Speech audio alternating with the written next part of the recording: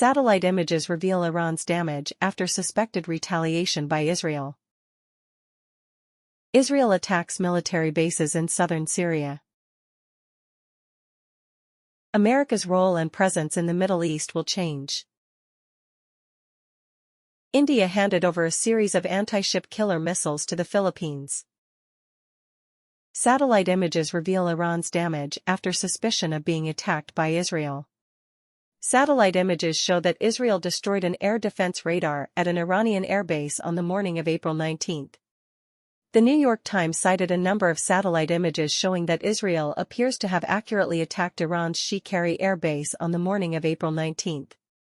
The attack destroyed the radar used for the S-300 air defense complex. The radar is usually surrounded by several vehicles, including 4 trucks carrying missiles. Before the attack, the missile was seen positioned next to the radar. After the attack, the missiles were moved, and it is unclear why.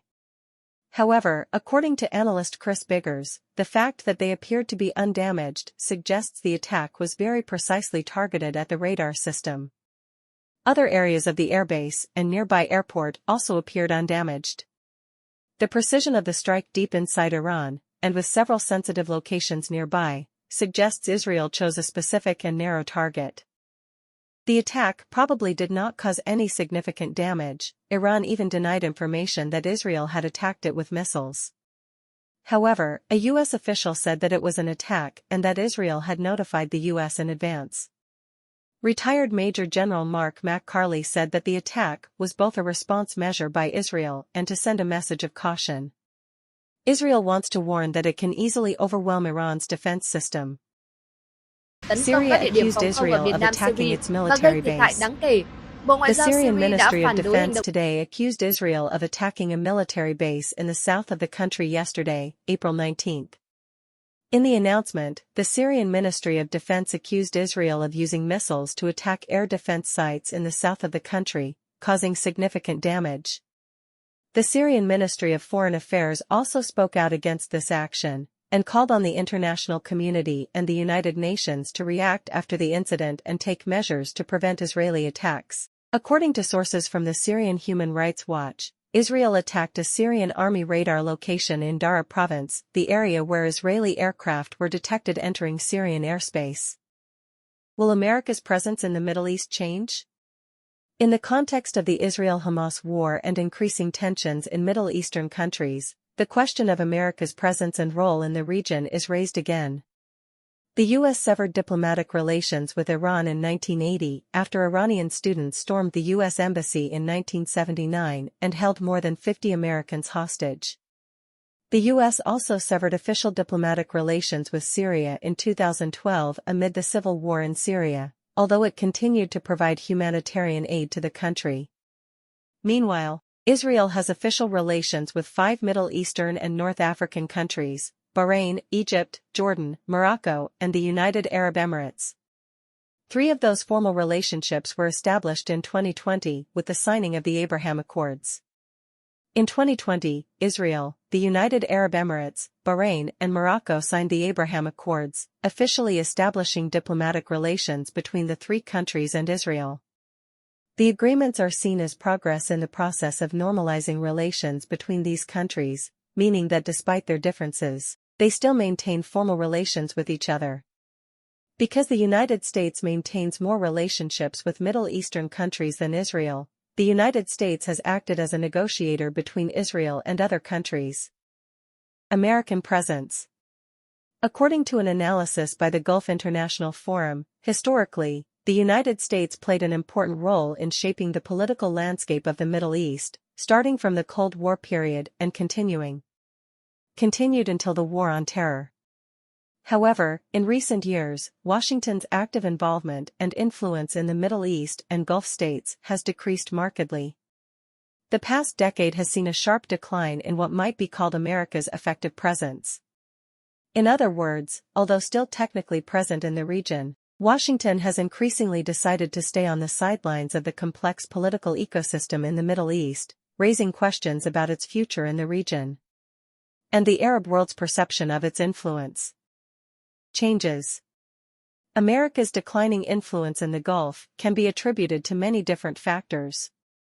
One notable reason is the dramatic shift in regional power dynamics, as new actors are emerging to fill the security vacuum left by the United States. Turkey's military involvement in Syria, Iran's expansion of influence in Iraq, Syria, and Lebanon, etc., have changed the balance of power, often in a direction unfavorable to Washington's foreign policy. Furthermore, non-state actors such as Hezbollah in Lebanon, Houthi rebels in Yemen, and Kurdish forces in Syria have added complexity to the geopolitical landscape. Economic transformations also played an important role in reducing the U.S. presence. The boom in fracking and the accompanying increase in oil production both in the United States and from countries other than the Middle East has reduced America's dependence on the region for oil, gas. Additionally, the global shift toward renewable energy sources, such as solar and wind power, as well as the global expansion of liquefied natural gas has reduced the strategic importance of fossil fuels in the Middle East. Will U.S. influence continue to decline? America's declining influence poses a number of challenges for the Gulf region, both political and security-related. In the past, America had great influence in the Middle East.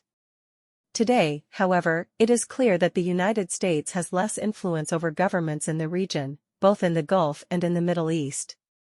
Its influence on the Israeli-Palestinian peace process is limited, and its recent withdrawal from Afghanistan has also reduced confidence in its commitments. This environment creates a significant challenge for the United States. The future of this country's Gulf policy is uncertain, but it is clear that they need to take measures to maintain their position in the region. Furthermore, if it wants to maintain its influence without relying on force, it may refocus its efforts in the region on soft power elements, such as diplomacy and promoting economic partnerships, and promote regional development. Specifically, the United States could seek to increase diplomatic engagement by supporting peace initiatives, conflict resolution, and regional dialogue platforms. In the economic sphere, they can promote partnerships based on common interests such as technology transfer, investment in renewable energy, and efforts to diversify Gulf economies away from fossil fuels. India transfers ship killer missiles to the Philippines. India handed over the first batch of BrahMos ship killer missiles to the Philippines, in the context of Manila wanting to strengthen its military capabilities at sea. We are exporting BrahMos missiles. The first batch has been delivered to the Philippines. I congratulate all the people of India, Indian Prime Minister Narendra Modi said to supporters in Madhya Pradesh state on March 19. On the same day, Indian media published images of C-17 and IL-76 transport aircraft transporting BrahMos missile tubes to a military base in the Philippines. It is unclear when the key components of the complex will be handed over, such as the command vehicle, firing radar, and launch vehicle. The receiving force appears to be Philippine Marines.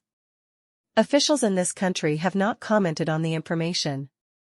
The move comes in the context that the Philippines is trying to strengthen its defense capacity at sea, as tensions in the East Sea increase.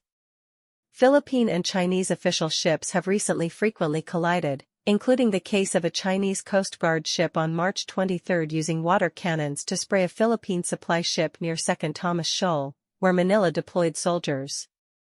On the wreck of the battleship BRP Sierra Madre, Philippine President Ferdinand Marcos affirmed last month that the country will not hold back against China, adding that Manila will respond with proportionate, calculated, and reasonable countermeasures to their moves, considered dangerous and illegal by Beijing at sea.